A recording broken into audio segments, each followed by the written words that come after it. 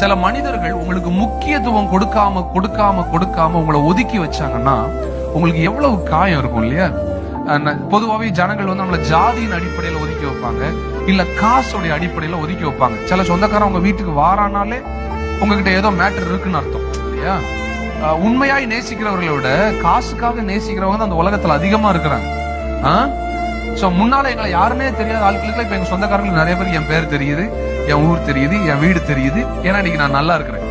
உலகத்தை பொறுத்த அளவுக்கு இம்பார்ட்டன்ஸ யாருக்கு கொடுப்பாங்கன்னா தகுதி உள்ளவர்களுக்கும் யோகியதை உள்ளவர்களுக்கும் தான் கொடுப்பாங்க. நான் சொல்றது சரிதானே சார்?